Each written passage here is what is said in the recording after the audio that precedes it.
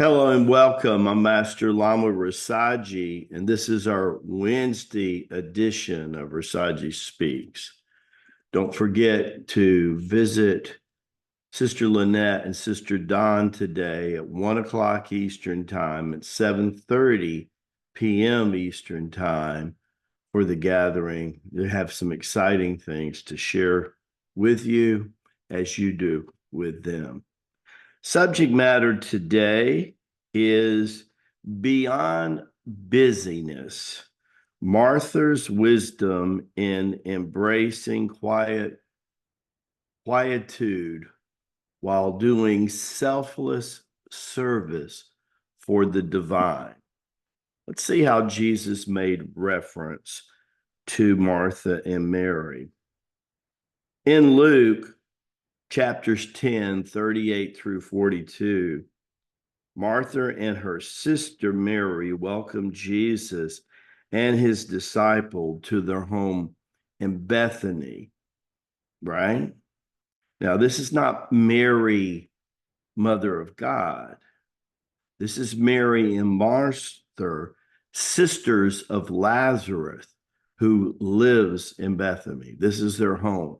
This family was really, really close to Jesus. Jesus saw Lazarus as a brother, and then it'll explain what happens later.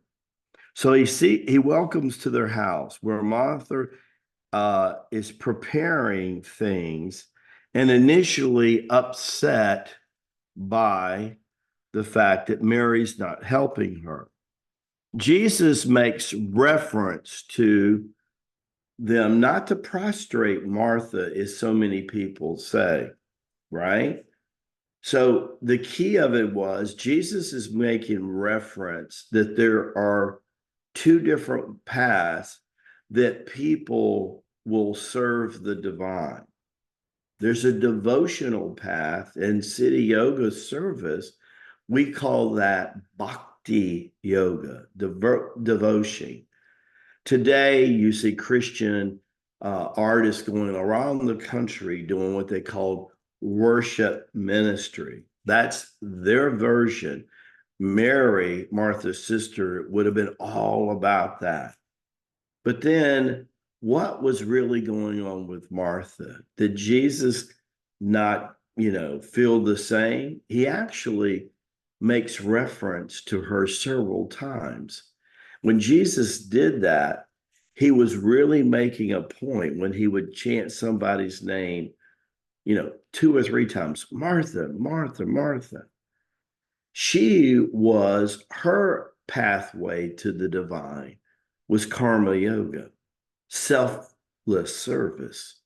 She was communicating most of the time quietly with her God as she was doing exactly what he was telling her to do.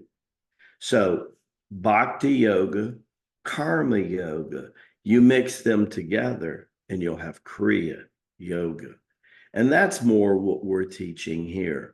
There's an element of devotion with an element of service. And when you put them together and it's mission driven and it comes from the passion of your heart, it's amazing. Imagine an organization, right? We're pushing 3,000 free students right now and about 300 paid students. Imagine when we put a couple zeros behind that, because as you learn the siddhanas and learn there are many ways, more than one way, to connect daily with the divine. We're all about action here. You can go to nice churches in the world, nice synagogues. It's a great place to start. And most kids are brought up unconsciously that way because their parents probably followed that faith. But one day there becomes a reckoning with most kids. That's usually about 16 to 24 years old. And they start to question, what do I really believe? And how can I get a stronger connection to the divine? Well, We don't do prayer is important, but we don't just teach prayer because it means to ask and ask, and ye shall receive. But meditation means to listen to who? Well, we're in the age of communication. Just maybe the best communicators are the best meditators because they're listening. Pretty soon, they're listening to the divine, they're listening to the Holy Spirit. Contemplation, become. I remember the simple father told me the best thing that can happen between a couple that's on a lifetime path is to switch places. It's what my brother in Japan, Hormer, would call kotai, shift the other way, become the other person. Native American Indians have a saying about this. You never know me until you walk 1 mile in my moccasins. You see, when we contemplate, we become. What do we want to become? Contemplate being a great Tai Chi Gong teacher, and you will become one. Contemplate being a wealthy business person, and you will become one. Contemplate health, and health becomes restored. Contemplate energy. In the early saying of Isaiah, he contemplated the devotion of the divine. And then he walked, and he did not get tired, for he had marrow in his bones. And he was fasting, and he walked nonstop, like 120 miles into a mountain. Think where 120 miles is for you. You jump in a car in America, it's about a 2-hour car drive. But what would it take to walk 120 miles? How many days would it take, right? Suppose that it wasn't sea level.